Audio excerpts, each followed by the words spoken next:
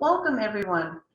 Thank you for joining us today for our Missouri Trailblazers program. I'm Joe Penny, brought to you today by the Missouri State Museum. My name is Pam, and I'm the branch lead here at the Holt Summit Public Library, which is a branch of the Daniel Boone Regional Library. Joining me today is Lauren, who is the Adult and Community Services Manager for Daniel Boone. Hi, Lauren. Hi, Pam. Hi, everyone. Before I introduce today's presenter, I would like to go over a few Zoom housekeeping items. On your Zoom screen, if you hover or tap, you should see a raised hand icon and a chat bubble icon. Everyone's microphones are currently muted. If you'd like to ask a question at the end of the presentation, select the hand icon and Lauren will unmute you. You can also enter your questions or comments into the chat, which I will be monitoring. Today's program is being recorded and will be made available on the museum's Facebook page and the library's YouTube channel after it has been edited. If you are watching with a group, please let us know how many are watching at your location by putting it into the chat. Okay, let's get started.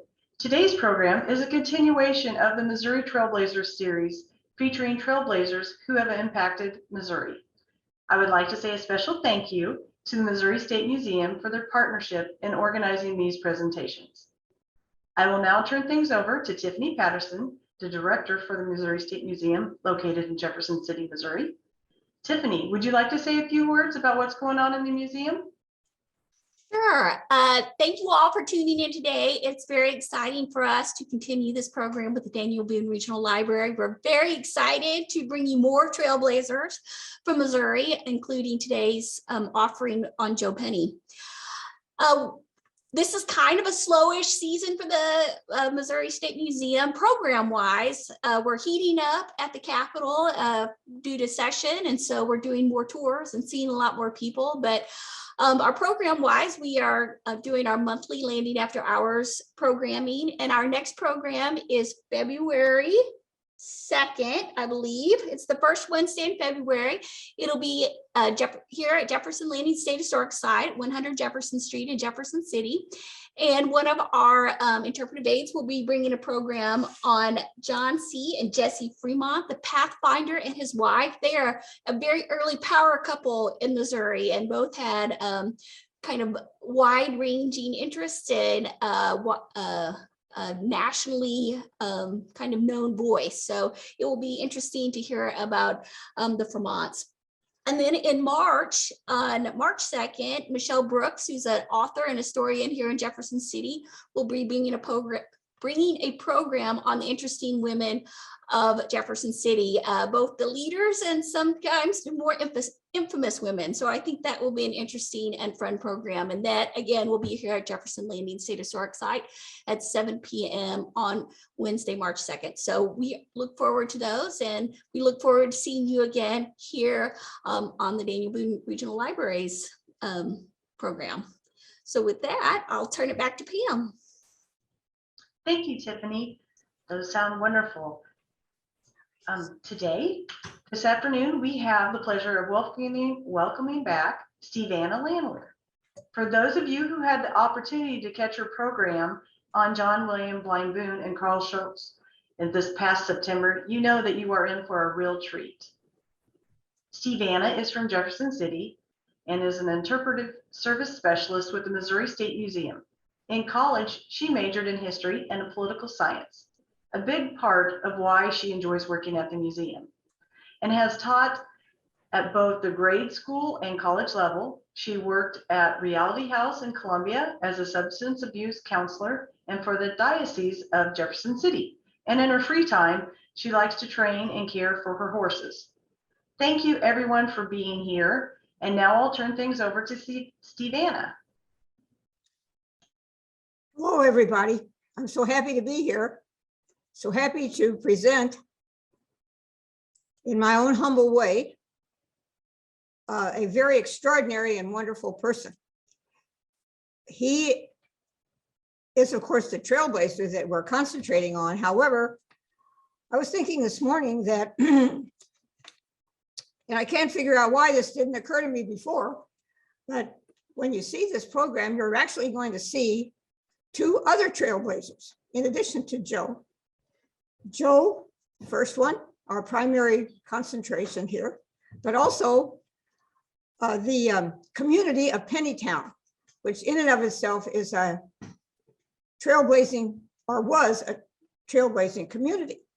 The third aspect, the third trailblazer, is the continuation and the people who are descendants and supporters of Pennytown today, who are also trailblazers in their own way. And I hope that as the program goes on, you'll be able to kind of tune into why I'm saying this. Therefore, actually, I have the program divided into three things. One is Joe Penny himself. The other thing is Pennytown and what's currently visible in Pennytown today, which is basically a church, first of all. But then also we're going to concentrate on some of the stories that some of the last survivors of Pennytown, the last remaining residents of Pennytown, have written about how Pennytown really worked or operated, or how they lived there in Pennytown during the late 1870s, 1900s, actually on up to about 1930. So quite a few treats here. So let's just start with Joe Penny. Joe Penny died. Well, first of all, he was born in Kentucky in 1805. He died in Pennytown, Saline County. And that's another thing about Joe Penny. He's a local person, I would say. And he, having come and lived most of his life in Saline County around Marshall, Missouri, he is a Missourian in a lot of ways. He died in 1895, and he was buried in Camptown Cemetery there around in Marshall. So first of all, let's look at his biography itself. He was born into slavery in Kentucky. You can kind of guess maybe that to have been the case. He came to Saline County, Missouri in 1850 with his owner, who was a man named Jackson Bristol. And I would just say that while it's hard to dig up, there is quite a bit of information about what went on there in that community. Joe was freed by Emancipation Proclamation, and he moved to a little farm 8 miles south of Marshall. For some reason, my cards are not coming up. So I'm going to need to call for some help. What's going on? I can't get the thing to move. Oh, sorry about this, team. Let me restart the share screen, and maybe there's sometimes a little bit of lag. Oh.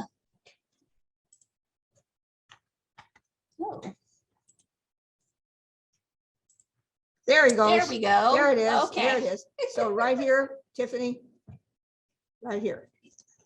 Yeah, it Yeah. should be. Okay. All right. We'll see if it goes now.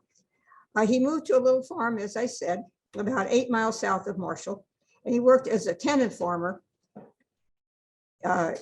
meaning that he was a free man with Emancipation Proclamation, but he worked for other farmers until 1871. When he had saved some money, in 1871, he purchased 8 acres of land from a white man who was John Hagan. And there's a story that went around about that, and that is that the, in quotes, white people sold him the land so that they would know where he was. Now that's a story that's brought down word by word of mouth. So we can just put that into the information here that we have gotten. The land was purchased with 160 acres. He farmed that land for a while, and then he began to do some different things. He purchased more land as he saved money, and he sold it to African Americans. And he divided actually the land into small plots. The average purchase was 6.5 acres. That's the average, but it ranged from 1 1/4 acres to 20. By the 1880s, African Americans owned 64 of the 160 acres in the Salt Fork Township there in Saline County. A very, very significant thing there appears on your screen. They always kept the deeds of the purchases so that they always knew where the land came from, who owned it, how much they paid for it, and that it was really theirs. And no one could really do anything that would harass them about that land. What happened then, as the process went on, was that they organized into a self-sustaining community that achieved this self-sustainingness by about 1880. And at that time, there were 11 landowners. And if you look at what they kept all of these records so very, very assiduously. 3 had machinery, 8 had horses, 6 had milk cows, 7 raised corn. They had fruit trees and chickens, a little misspelling there, but that's okay. 3 chickens. They made molasses from the woods in the houses in the areas beyond the houses. And then they cut firewood. There's some more stories that we can tell about that kind of thing there. This gets into a little bit of the way they live there. Now, I have some documentation at the end of the program, which I will show. And we know this from material that was done by Gary Kramer and some other folks, and also from some of the records that they kept. They cooperated in food production, meaning that if they had a harvest, they would share some of the labor. In butchering, which was an important thing that they did together, if they had animals or if they had wild animals, they always helped each other with butchering. Each family had a wood pile. And the interesting thing was that they would go out into the woods in the area, and they would, each family would designate a certain area that they wanted to use as their wood. And they would cut down the trees, and then they would drag, either with horses, if they had a horse, or they would personally drag this wood to their own house. And they would store it there. And eventually, they would cut the wood with a crosscut saw, and they would help each other with that, so that then they would have enough wood to burn in their fireplaces and in their stoves during the wintertime. And also they would use that wood for cooking. So this was a big operation. This was the way they fueled their heating during the winters, and also some of the cooking. In the 1880s, they had a store. And we've got a few stories that I'll tell at the end about that store. They had 2 churches and 2 lodges. Now, the lodges are a curiosity to me. I think they could be places where people could stay temporarily, maybe, or places where people who didn't have families could come and live. And they didn't have to actually belong to a family in order to be in Pennytown and work. They also had a school that went up to the 9th grade. And there are quite a few interesting stories about that school, which we can talk about a little bit later on. Some of them went to schools in the community beyond the 9th grade. So they were not confined actually to even the 9th grade.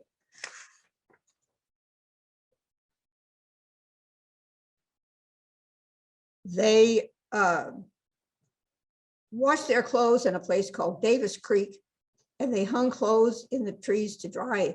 They gathered wild fruits and berries, and they fished from the creeks in the area, and there were quite a few of them. The men traded work with the area farmers for cattle, hogs, and horses. For instance, they would have ways that they would work 3 days a week for a farmer outside of Pennytown area.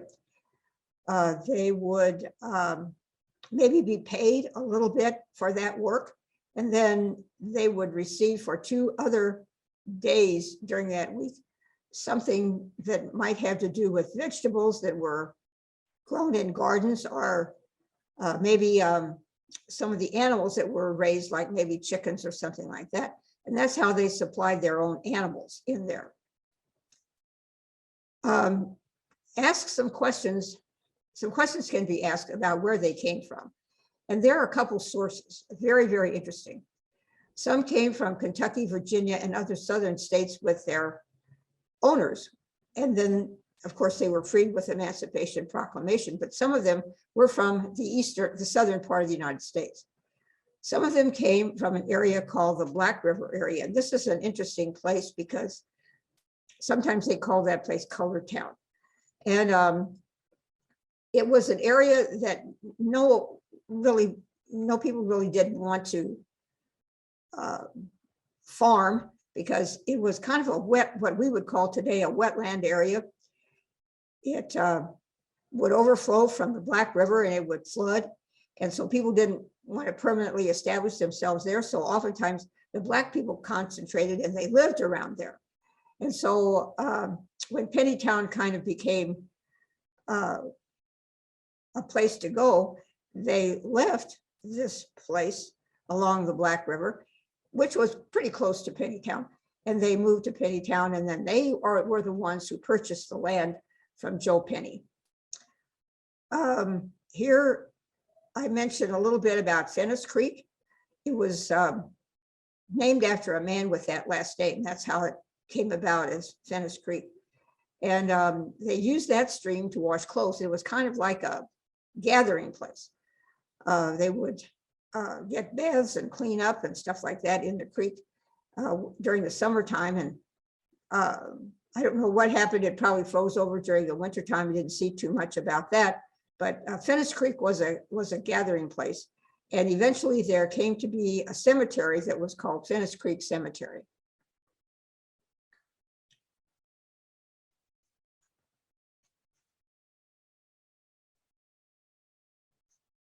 This is a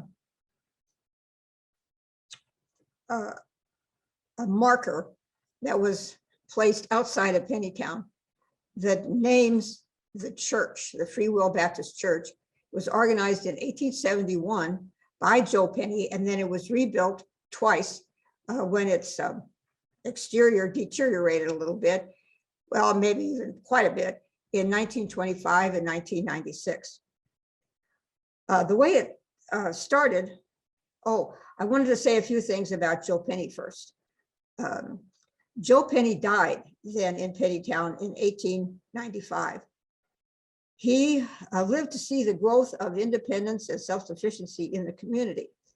And then I found a significant article in the Weekly Democratic News, which could have been either Marshall or Saline County Democratic News, for November the 2nd, 1895.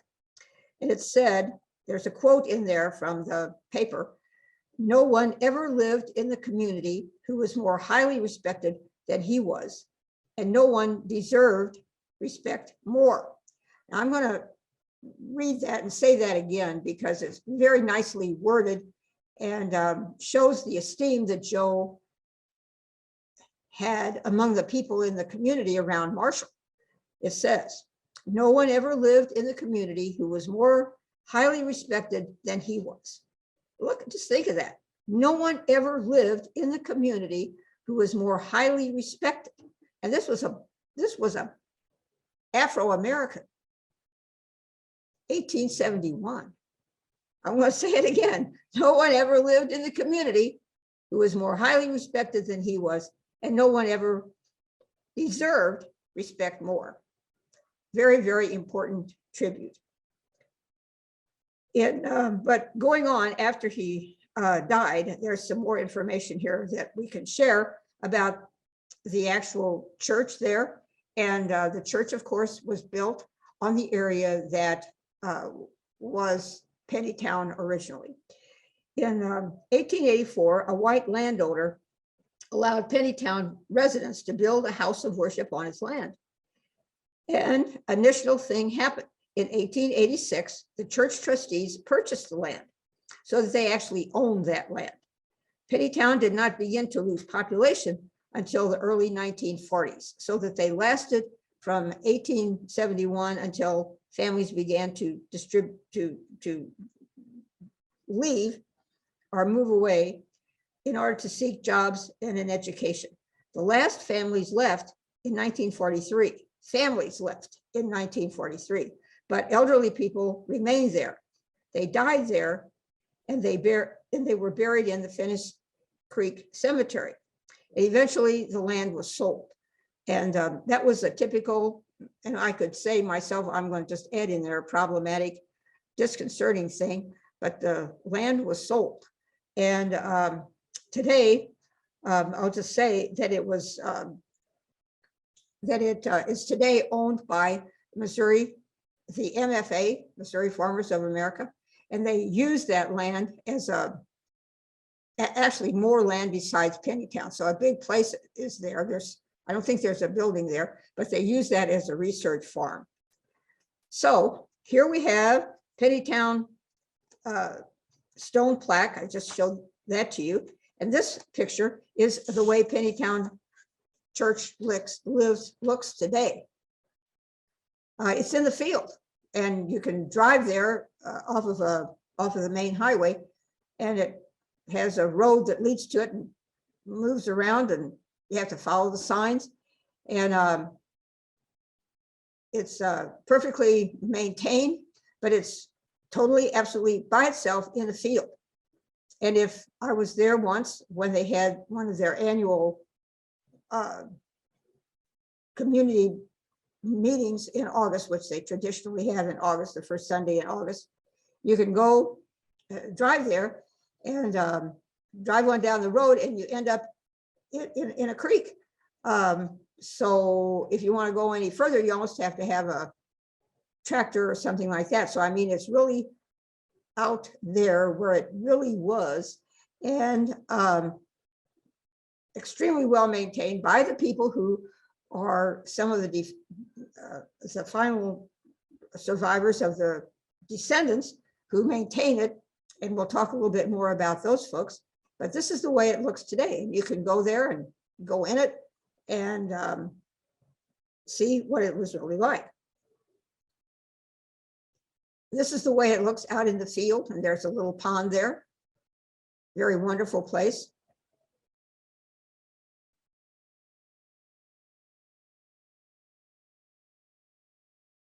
And this shows how it was developed, the Baptist Church. And it also talks about the fact that it is on the National Register of Historic Sites. That happened pretty recently, but justifiably and rightly so, that it would be on the National Registry. But the little church is there. By the way, all of the renovations that were done to continue the upkeep of the church, like I said, in 1925, I guess, and the other renovation was in, I forget, 1995. All of those were done with the labor of the people, but also with the contributions and the fundraising that they did. So it's all supported by the descendants of Pennytown today. This is a good example of the way they kept records. This is a contract for the sale of the land, the property. So it's the property of United Brothers Fellowship, Friendship Grand Lodge to Mrs. Nellie Jackson, who died in 1933. Nellie Jackson has a living daughter whose name, actually, I don't think yes, she's alive today. Her name is Josephine. And Josephine has a daughter, I think I've got this correctly, whose name is Virginia Houston. The primary person that is the contact person today is a man named Clarence Lawrence, and we'll talk about him. And he might even be watching us today. He's from Independence. But the sale of the land went to these folks who were representative of the community. And it's a good example of the way that they kept their records, because this is a viable document that is present and safeguarded by folks today. This is an interesting document also, because it shows who is buried in the cemetery. If you look closely, you can see that they have various dates of birth going way, way back, and then they have various dates of death. But these are the residents of the cemetery who are actually buried. And the cemetery itself is an interesting thing, which can be seen. Talk a little bit about some of the references. Black Lives, Persimmon Creek Writers and Artists Residency. That's a website. Then you have Gary Kramer's book, Preservation Issues, and then the Weekly Democratic News that I had cited earlier. I also had an interview with Virginia Houston and Clarence Lawrence, who is a brother and sister of the descendants of Pennytown, concerning Pennytown, Joe Penny, the Camp Creek Cemetery. And so there you have another reference. And then there's a document that is called the Historic Pennytown 150th Anniversary.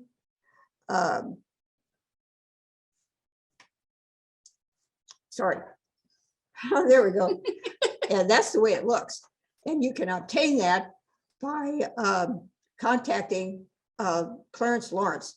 And we're going to put up on the chat screen the address and the amounts, which are minimal, to be expected from obtaining a copy of the book. So we're going to do those addresses pretty on the chat. So that's that.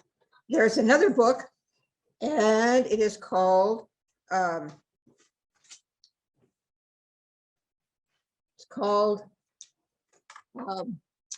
the exact title is Pennytown Through the Eyes of Josephine Lawrence. And that is, of course, Clarence's mother.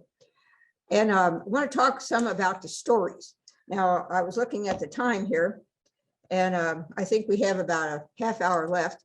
So I can tell stories, or we can ask questions, or whatever your desire would be. I really want to tell some of these stories, though, too. So tell me what you'd prefer to do. It is totally up to you, Steve Anna. Do you have questions that appear there? I do have a few questions, yeah. Well, why don't we do that first? Let's answer the questions first. Okay. Is the Pennytown Church open for visitation? Not regularly, but they hold services there the first Sunday in August, and you can always go there because a lot of people gather and they have a dinner and a church service, a regular church service there. However, I'm sure that they would be so that it's not open regularly to the public all year round, so to speak. So you can contact Clarence, and I'm sure he would be very happy to accommodate anybody and show them how to get there so that you don't get lost or anything like that. So yeah, you can go in there, and I don't know for sure how many people would be, maybe 100 or something like that could be seated in there. It's all very nice and cleanly maintained, and have a little sanctuary there. And so yeah, you can see what's going on there. Another question? Okay. Does Joe Penny have any living relatives today? Not that I know of. I know that his wife, and I think I have this accurately, was from Kansas City, and I think at some point in time he lived there. Whether there were any children there that remained, I don't know for sure. Although I'm sure Clarence would know. Another one? Has anyone tried to resettle in Pennytown since the last residents passed away? I don't believe so. There's nothing that tells me that they did or that they attempted or anything like that. I wanted to say, and I kind of forgot, there are a couple of points I want to make about Joe Penny as a trailblazer. The first way that he was a trailblazer is that he was dedicated to independence and self-sufficiency. And he was a trailblazer in that he attracted 64 black Afro-Americans who owned 160 acres in Pennytown and who joined that dedication. So he struck out to maintain himself and other people by their own labor and self-sufficiency. They did not think that they needed to depend on anybody else. Secondly, his dedication was the inspiration to other residents of Pennytown who lived there. And they sustained that place until the 1940s. The third way that he was a trailblazer was that his dedication remains in the lives of those who continue to support the values and the memory of Pennytown today. It remains there as a building. It's called, of course, the Free Will Baptist Church. It is still owned by Pennytowners. The church was repaired, here I have the date, in 1996, and it stands as a reminder of the community that had a successful vision of self-reliance. I mean, they had a vision of themselves as self-reliant, and they maintained that vision. The other aspect of that is that former Pennytown residents organized this annual homecoming, which I talked about, that's held the first Sunday in August at the church. And that's been held there at the church for 50 years. When they gather together, they're singing spirituals, and the past is illuminated for younger children. And I guess it was 2 years ago, I went there with my brother, and for the August homecoming. And I was really impressed with the numbers of young children who appeared there, not just, well, in families, maybe with grandparents too, but a lot of young people, teenagers, everybody kind of was present there.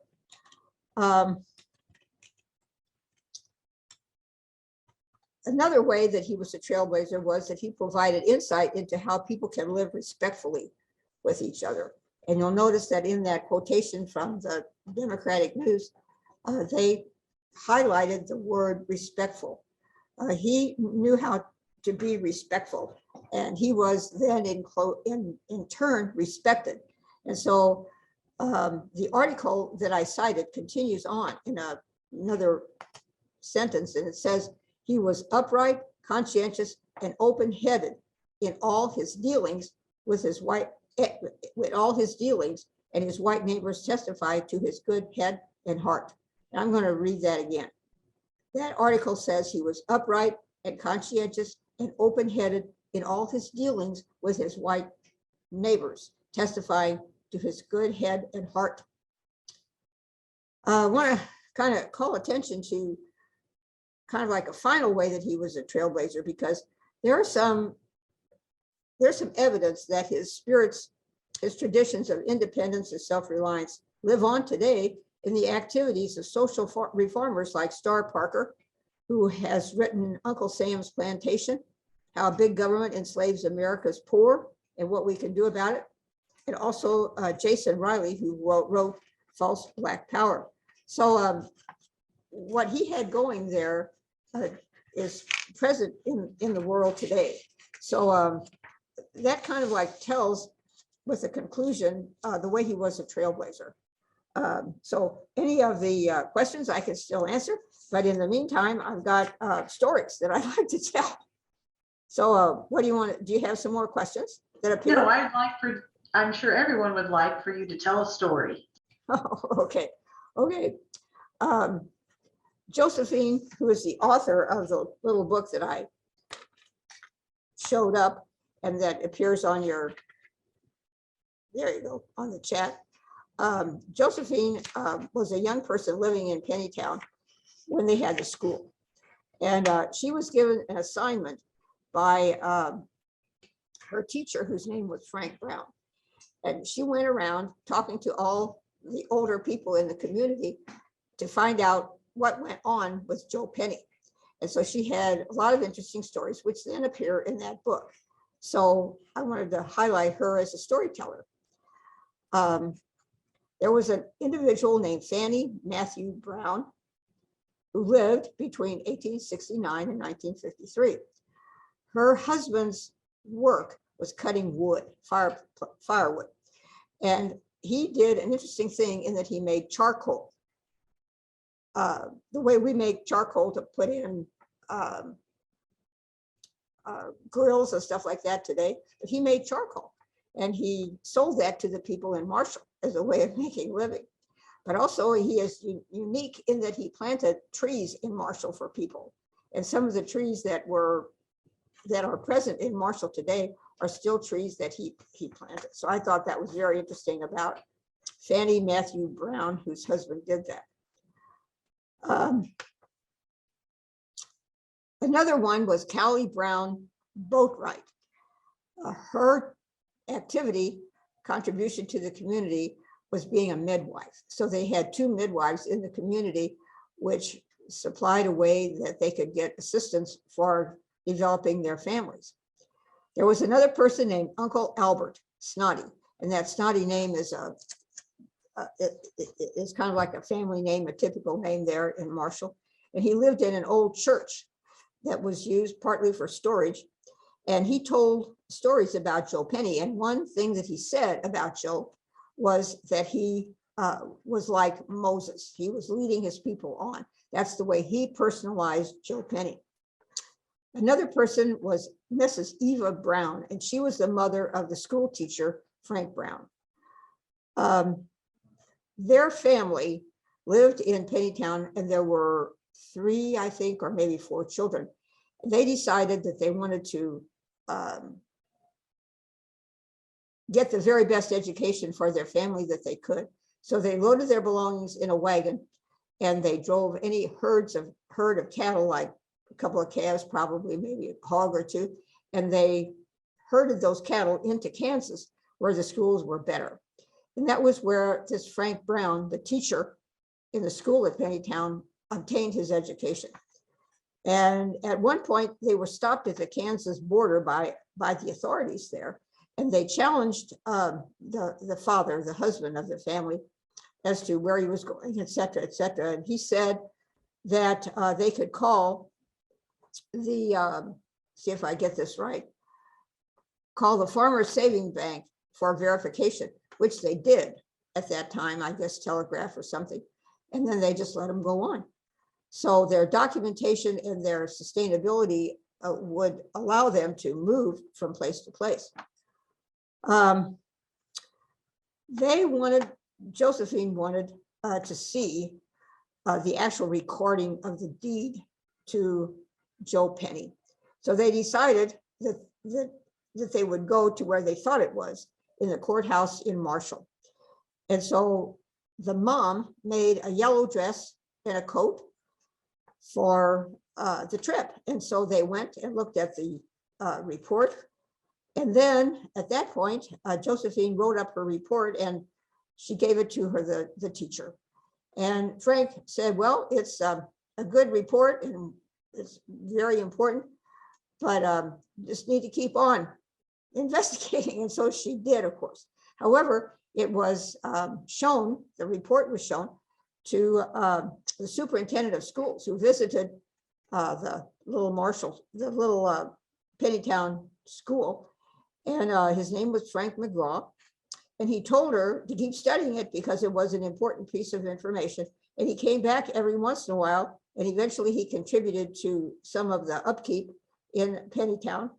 And he would keep coming back, and he said Pennytown was a really significant marker. Got some more, if that's okay. Everybody still okay? Questions? Everybody's okay? All right, she's shaking her head. Okay, they never had a post office in Pennytown, but it went to a special box in Marshall, and then a person delivered it to Pennytown and gave it out to the people. Interesting story here is that there was a small piece of land that Joe Penny sold when he sold his own personal property, and he sold it to a person named Dr. Tom Hall. And Dr. Tom Hall bought that property, but he returned it as a contribution to the community. And the community decided that they were going to use that as recreation, and he had designated that it had to be recreation. So they built a concrete slab on that property, and they would have dances there. And not only would they have dances, but they would have community gatherings and dinners, and they would light the place with oil lanterns. Sometimes they went fishing in the creek. They had fish fries there, and they played card games. A man named Errol Bell, played the guitar, and they had an old-time crank Victrola, which they used to dance, and they would dance until the early hours of the morning, they said. Games that they played were mumbly peg, marbles, London bridges, horseshoes, drop the handkerchief, card games, checkers, and stuff like that. At Christmas time, they had a tree in each house to be decorated. They had a tree in the church and a tree in the school, Christmas trees. There were programs at school and at church.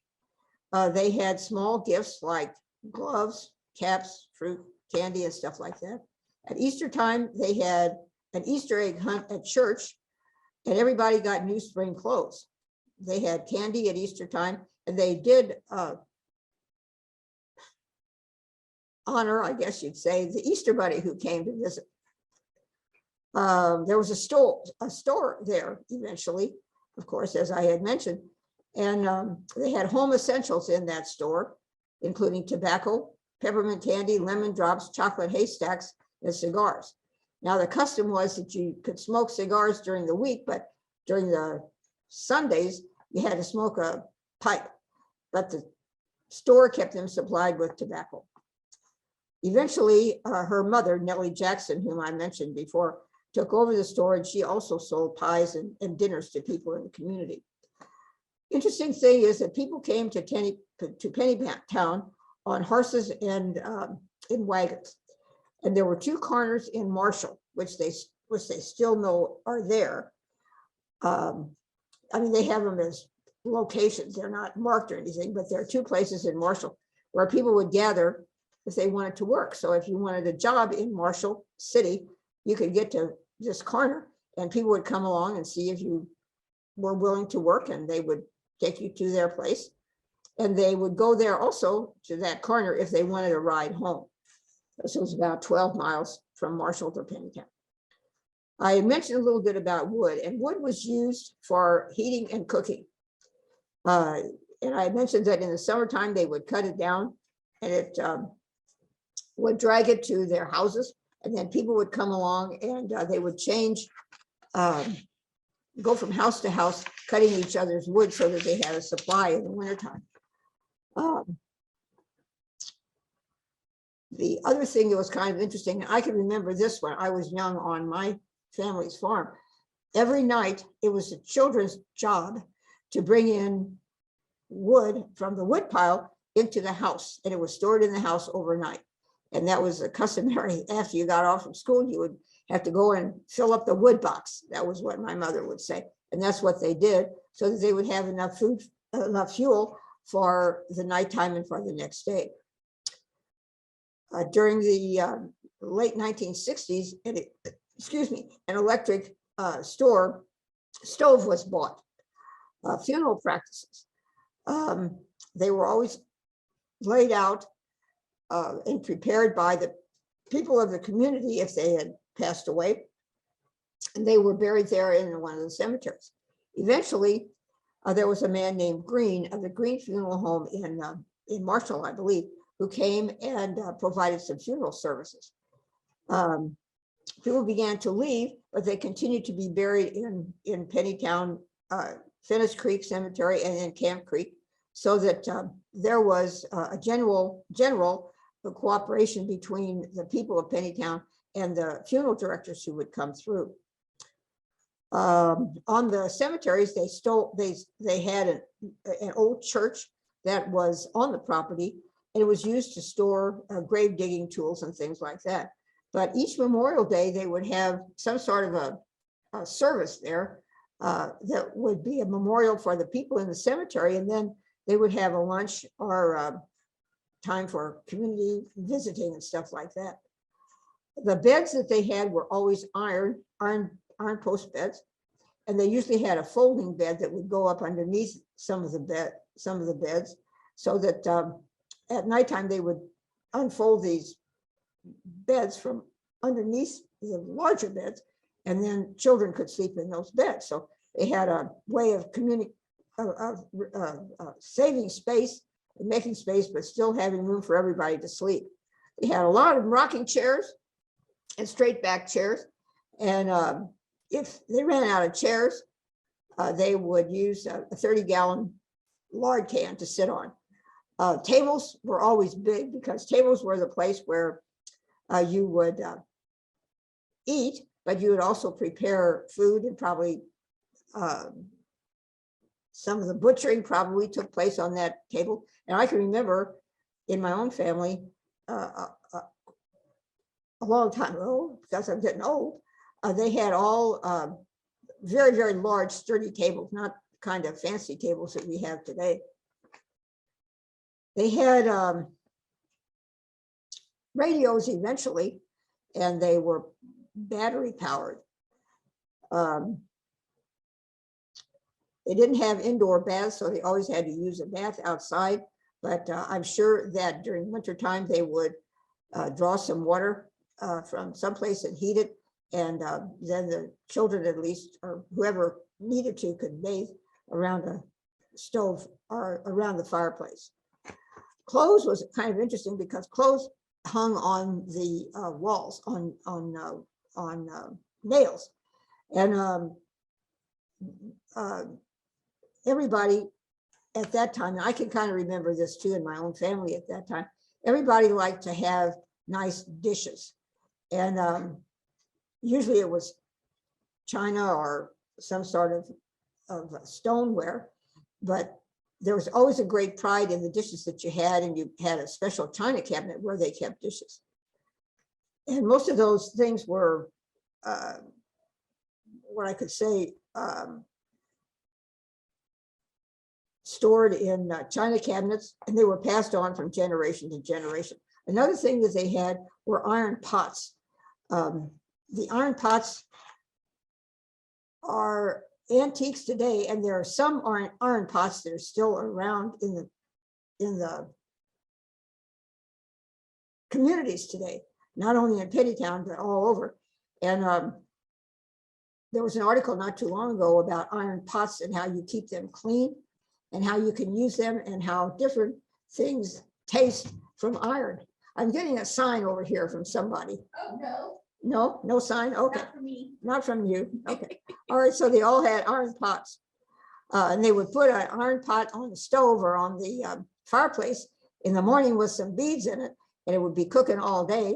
And so then they would have their beans at night.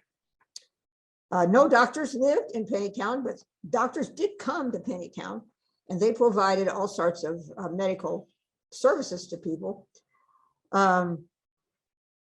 The two most feared diseases were tuberculosis and scarlet fever.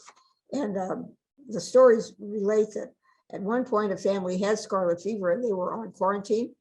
And the people in the community would take food to a certain location, not too far, but close to the house where they lived.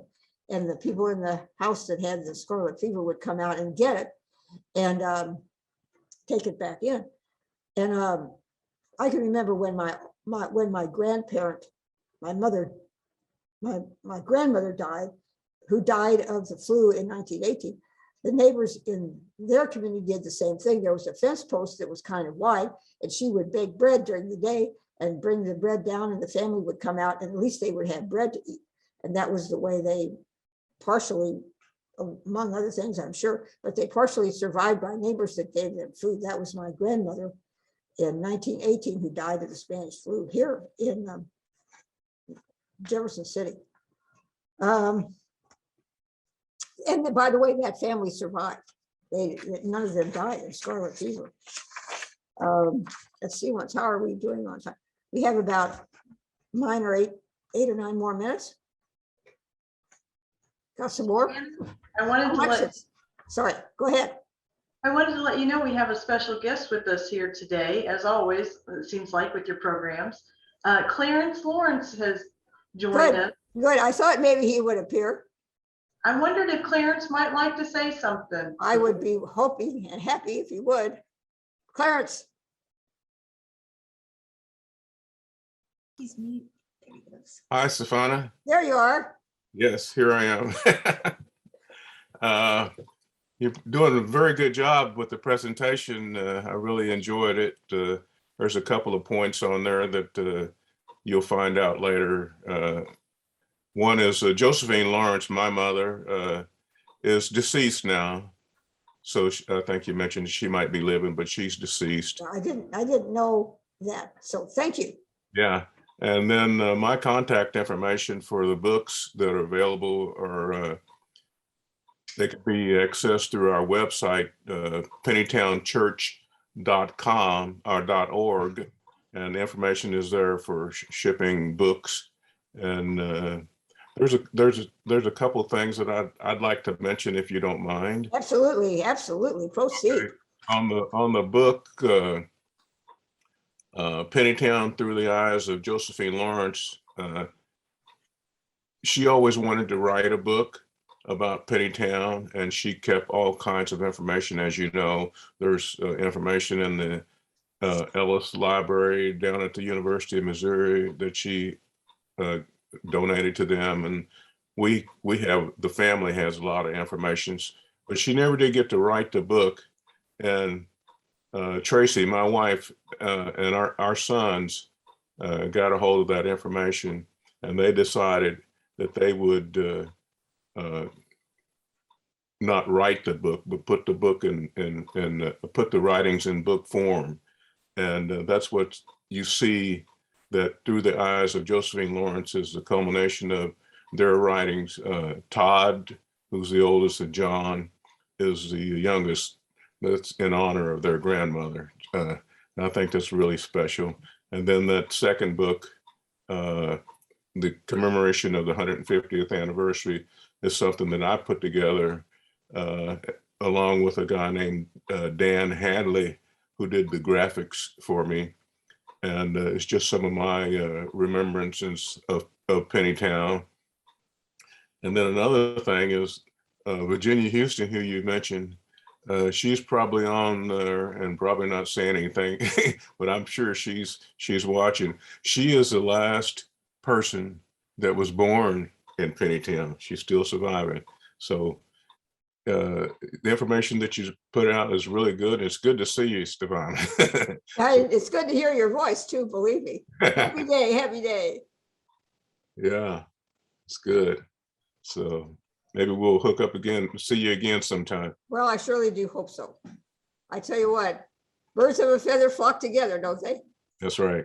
Although you might not want to be a bird, or maybe I'm a feather for sure. Featherweight, like they say. So anyway, good to hear from you. Yeah. Any more questions or anything like that, or how are we doing? Looks like we've got 5 minutes. I did want to say that someone had asked early on at the end of the settlement there at Pennytown, do you know the population, how many people actually lived there at its last, before everybody moved away? No, the only information that I had was that the last families moved away in 1943, but there were elderly people who remained living on there.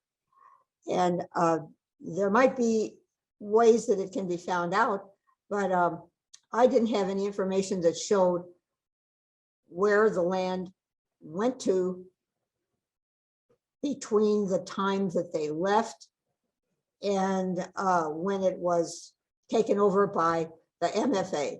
I don't have that. Now, maybe Clarence knows, or maybe it surely would be possible to find out what happened and how they sold it off, but I don't have the number of people who were there when it finally disbanded. However, my thinking is that it dribbled off. You know, people left and then another one left and another one left, so that it would be hard to say when the exact end came. We have a question from Christina. You've got your hand raised. You can go ahead and unmute and you should be able to ask that question if you'd like.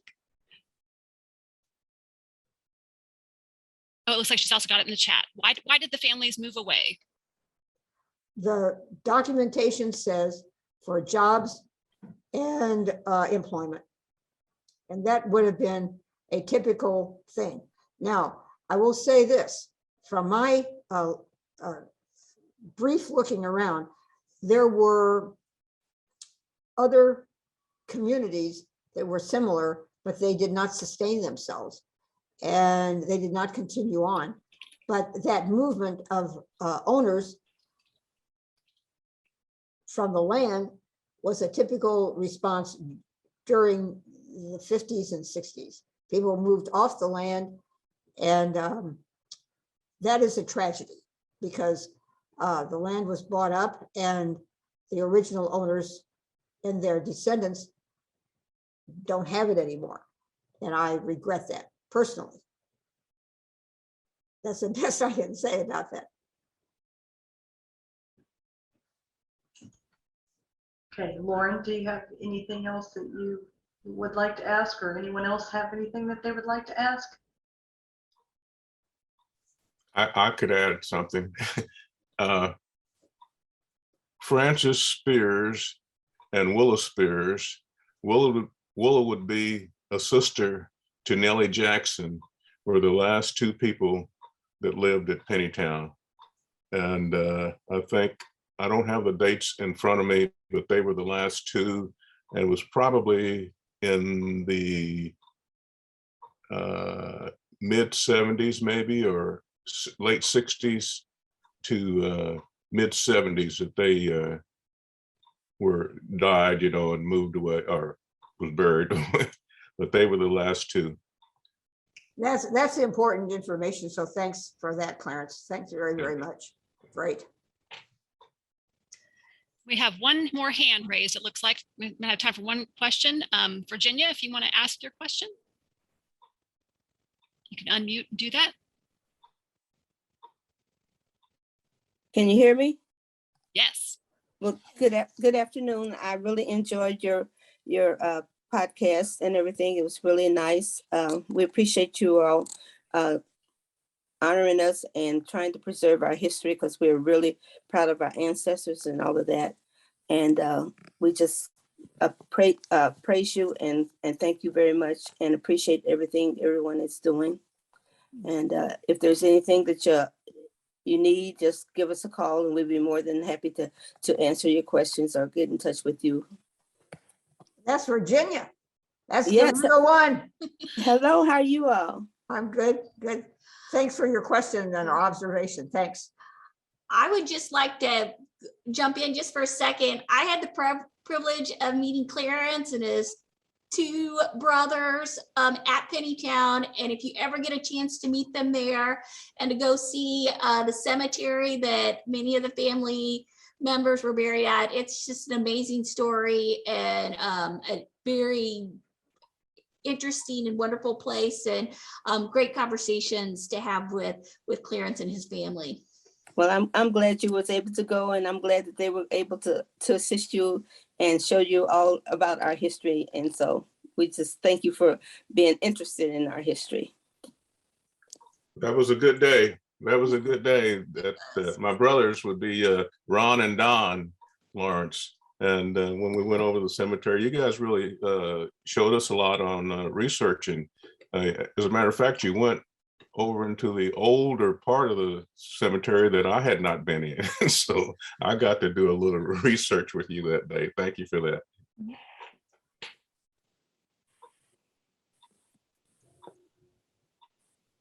That was exciting. Thank you, everyone.